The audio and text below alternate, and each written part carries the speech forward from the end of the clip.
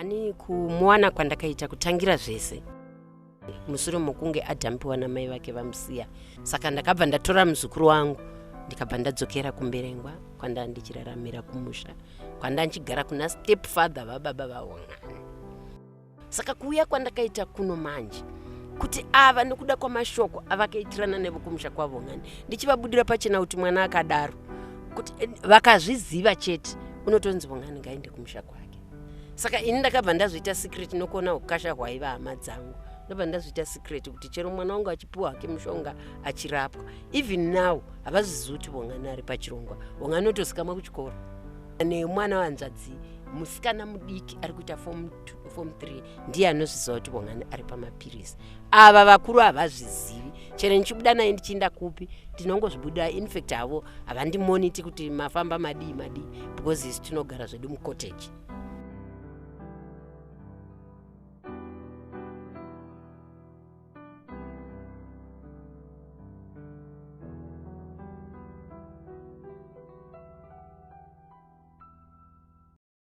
My experience during my home visits have been very heartbreaking most of the times.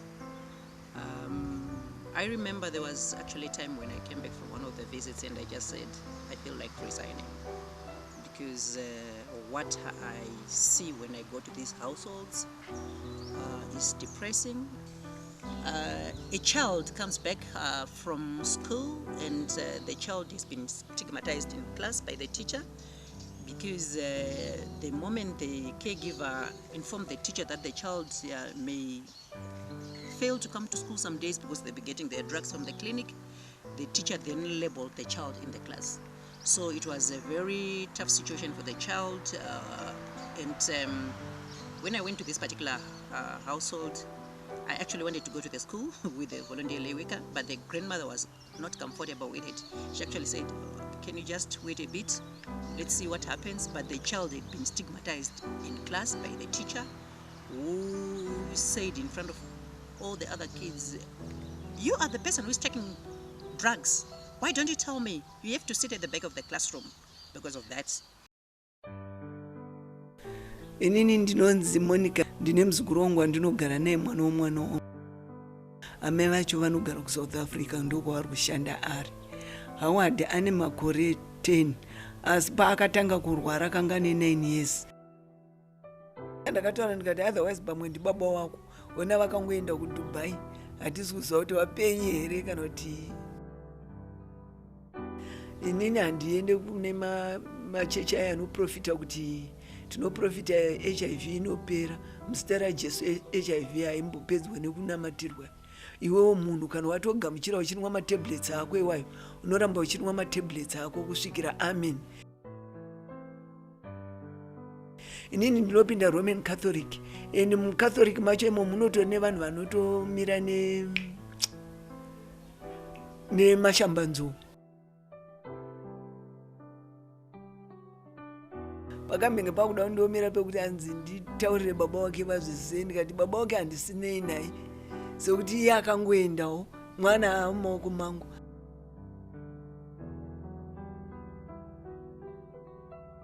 Amai ake vakuzviziva. Pamwe wakandiwanzira iwewo pamwe wakabatwa kuHarare hospital ndokutya kuti nini ndingaita sei ndingapengere murume wako.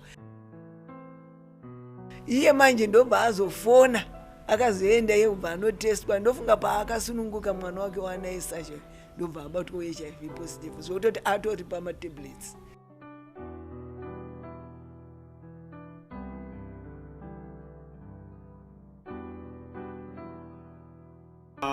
Problem of poverty, where children will come to clinics to collect their art, but they don't have $1 to pay.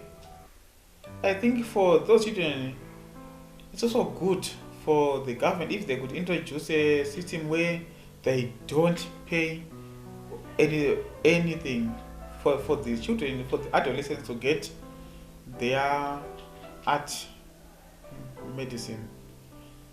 If they script that, I think it would also be very, very helpful. I think, of course, we got a lot of people that we even we yet to ask the sister in charge for them to be not to pay, or also sometimes we would even use our own personal money to pay for this so that they get their medicine. I think it's one of the areas that needs to be addressed by the government. Free medication, especially for those who are HIV positive. I think for some people will say, I didn't come to the clinic because I didn't have $1. 3-4 weeks, the child is not coming to clinic because it doesn't have $1. So I think the government should also do something and help these children. There was one place where I went. This is a grandmother who is looking after her grandson. The parents separated. The father later on died. The mother remarried. This grandmother, she's looking after her grandson at a relative's house. And this relative, who is a brother to her, is late. So she was left to be sort of the housekeeper for the young kids, for the cousins, for the nephews and nieces to this brother of hers. So the nephews and the nieces did not want her to keep this child at their household because they would be associated with HIV, to the extent that there was a time when she had gone out of the house doing whatever other activities she was doing. So the nephews and nieces searched her bags, took the drugs for the child, and threw the drugs in the bin. So the grandmother was in a dilemma as to what to do, because it meant that the child no longer ate drugs on that particular day because they'd been thrown away by relatives who didn't want to be associated with somebody who's infected. Anyway, for this particular family, I know the cousins, nephews, and nieces finally actually chased her away from the house. So she had to look for somewhere else to go and stay. She's now residing elsewhere. And at that place of residence, there are people she goes to church with. They are the ones who offer the accommodation. But she has even said she no longer wants visits from the study, as in the household visits. And the caregiver who is looking after her actually meets this mother at the shops, because she's afraid that if the owners of this particular new place of residence come to know that her grandson is infected, they may also ask her to leave their place. Ndinonzi Mbuya Sandi, Patricia Sandi. Ndini ndirochengeta Pamela, mwana wangu mukomana. Chinonyanya kundirwadza ndichichi, paanenge arwara ndo pane dambudziko manje. Ndinenge ndisina mari $3 iyi yokuti mwana aende kundorapwa. Sekuru havasenzi, ininiwo handina chandichaita. Tinongobhesana iyo mari iyo iyemba. Iye zvino maroja akungoti kana afunga vanoenda. Saizvozvi kana nhasi chaiye hatina chekuita chokuziva kuti toisa mukano. Tatongonwa tisina chinhu. Nepamusoro pokuti hatina. Chinonetsa kudya ndokunonyanya kutinetsa panapa. Chekudya chinotambudza chaizvo. Dzimwe nguva unonzwa achiti gogo, ndinoda kuita mistress. Ndoti manje haugoneka muchikoro, itotiraya. Yozopedza ndoti asi kuti ukaita mistress kamwanangu ucharoorwa.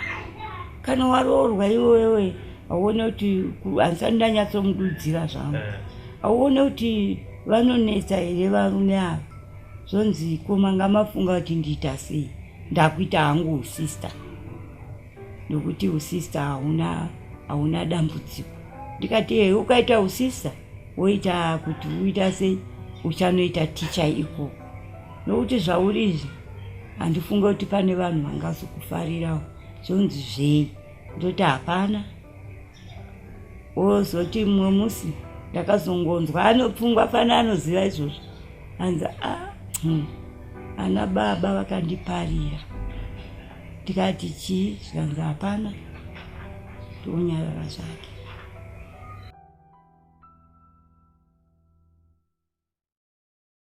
Ndinonzi Award, ndiri grade 5. Ndine makore 10. Ndinogara nagogo wangu.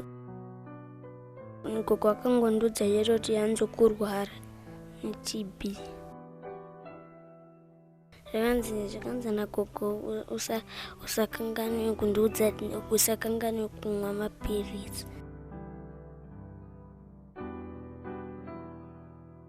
Vakangondiudza kuti havanombondiudza kuti une chirwere chii. Unotonzi HIV positive. Haibva pawaitorwa ropa pese uchitesta. Ndini ndakangoti kana pane vanhu ndinongoti ndikwenda nongotasa maputa angu.